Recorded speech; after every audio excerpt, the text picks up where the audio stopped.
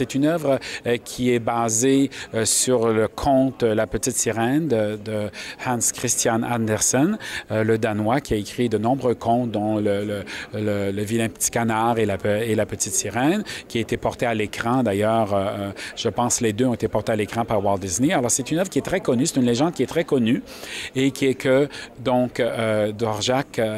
qui a fasciné le compositeur et qui a décidé de faire un opéra, de faire écrire un livret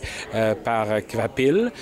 qui est un collaborateur, et lui-même a écrit évidemment la musique de cette œuvre-là, tout le chant, toutes les parties chantées.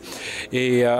donc, c'est l'histoire de la petite sirène qui transgresse finalement son univers, qui dépasse les frontières de son univers pour connaître l'amour d'un prince, d'un être humain, et en se faisant entraîne sa fin à elle et la fin de ce prince, parce que lorsqu'on trahit son âme, lorsqu'on trahit son essence, on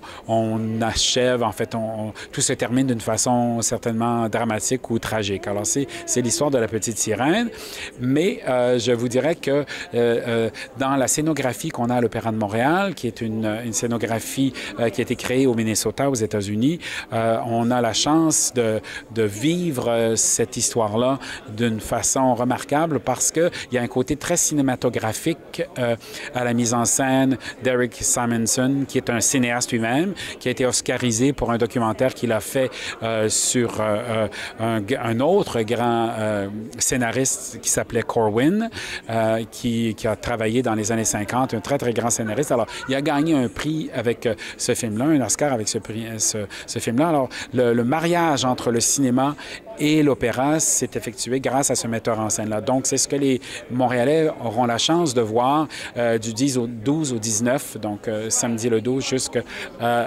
au samedi 19, pardon. Et donc, j'invite tous les Montréalais à venir voir ça parce que c'est une expérience très, je vous dirais, très exceptionnelle parce que c'est une légende magnifique et on a une distribution pour la défendre, pour défendre cette œuvre-là qui est vraiment exceptionnelle elle aussi.